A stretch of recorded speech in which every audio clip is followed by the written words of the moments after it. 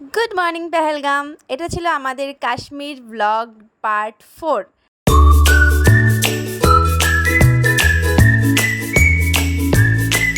আর এটা ছিল পেহেলগামের একটা সুন্দর মিষ্টি সকাল। আর আমাদের হোটেলের জানালা দিয়ে কি দেখা যায় সেটাই আজকে তোমাদের দেখাবো। এই যে দেখো, আমরা রয়েছি পেহেলগাম সিটিতে। আর এইখান থেকেই পেহেলগাম শহরটা ঠিক দেখতে এইরকম লাগছিল। আমাদের রুম ছিল 3rd ফ্লোরে। সেখান থেকে মানে এই যে মেন রোডটা যাচ্ছে পুরো দেখা যায়।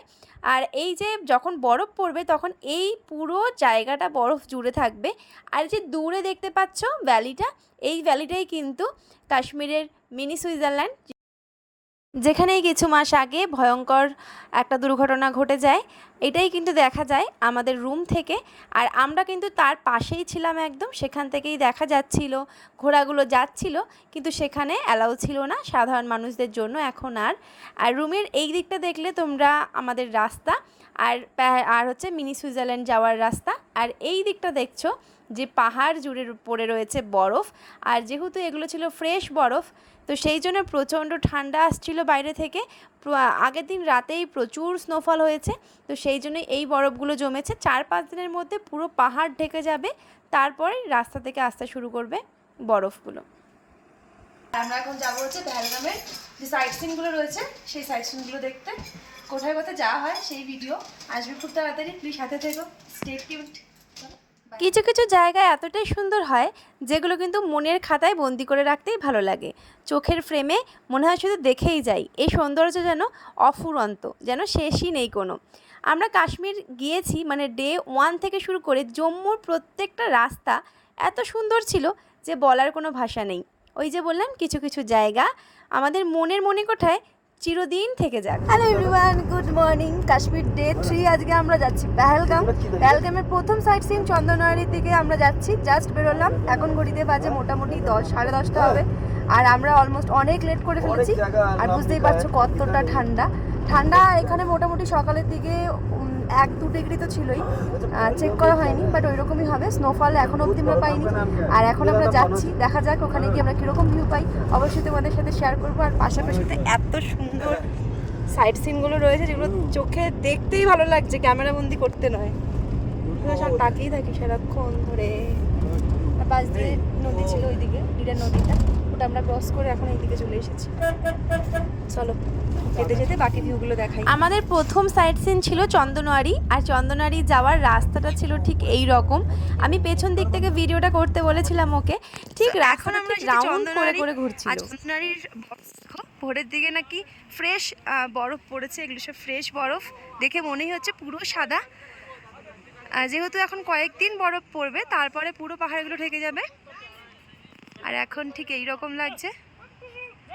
সকালের দিকে পর্যটক এসেও গেছে অনেক, বাট এর যত বেলা বাড়বে তত ভিড়ও বাড়বে। কিন্তু খুব ভালো লাগছে দেখে, কারণ আমি প্রথমবার বরফ দেখছি। আমার কাছে তো এটা অনেক কিছু লাগছে। হয়তো এর থেকে বেশি কিছু আশা করে এসেছিলাম, বাট যেটুকু পেয়েছি সেটাতেই অনেক অনেক অনেক হ্যাপি। চারিদিকে বরফের মাথায় মাথায় বরফ জমেছে, আর 3-4 দিনের মধ্যে পুরো বরফে ঢেকে যাবে। এভরিওয়ান, আজকে পেহেলগামের আরেকটা সাইট সিন যেটা হলো আরু ভ্যালি। আমরা আছি এখন আরু ভ্যালিতে। আর এই যে ফেমাস বিল্ডিং, যেখানে প্রচুর প্রচুর প্রচুর সিনেমার শুটিং হয়েছে, অনেক সিরিয়াল, অনেক ওয়েব সিরিজেরও শুটিং হয়। আর এই জায়গাটা আমার খুব ভালো লাগছে। বরফ পাইনি তো কী হয়েছে, বাট ভিউগুলো কিন্তু সত্যিই খুব অসাধারণ। হ্যাঁ, অনেক পেছনের বরফগুলোতে, পাহাড়গুলোতে বরফ পড়েছে, প্রচুর ঠান্ডা, গ্লাভস করে থাকা যাচ্ছে না। ভিউটা সত্যি অসাধারণ। মানে যেটাই বলুক, বরফ পাইনি তো কী হয়েছে। মানে অনেকে ভাবে বরফ নেই তো, মানে এই জায়গাগুলো মেনলি বরফ পড়ে থাকে পুরো, বাট সেটা নেই তো কী হয়েছে, কোনো ব্যাপার না। বাট ভিউটা লাভলি, মানে চোখ সার্থক। আর দারুণ দারুণ ভিউ।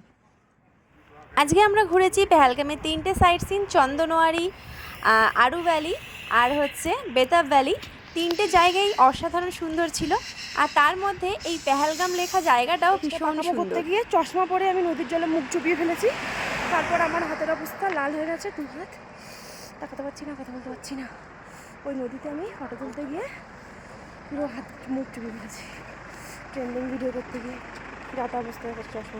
এখন আমরা আছি ব্যাগ ফ্যাক্টরির সামনে। এই যেটা ব্যাগ ফ্যাক্টরি, ব্যাট বানানো হয়।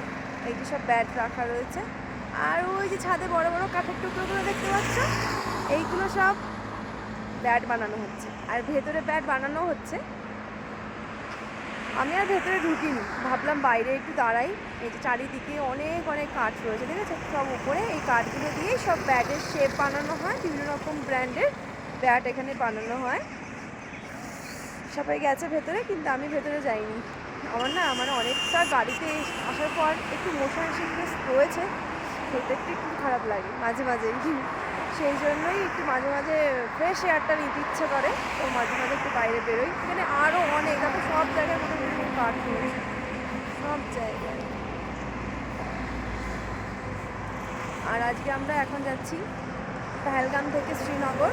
শ্রীনগর যাওয়ার পথে ফ্যাক্টরিটা পড়ে, তার আগে আই লাভ পেহেলগাম একটু দাঁড়িয়েছিলাম। শ্রীনগর গিয়ে আমরা কী কী দেখবো সেগুলো তো দেখাবোই। জানি না কতটা আমি ভিডিও করতে পারছি বা কতটা ভিডিও কন্টিনিউ করতে পারবো, তবুও চেষ্টা করছি আমার মতন করে। তোমরা তোমাদের মতন দেখো, আর ভালো লাগবে অবশ্যই কিন্তু ভিডিওগুলো লাইক কমেন্ট করো। আর অবশ্যই চ্যানেলটাকে সাবস্ক্রাইব না করে থাকলে অবশ্যই চ্যানেলটাকে সাবস্ক্রাইব করে দিও।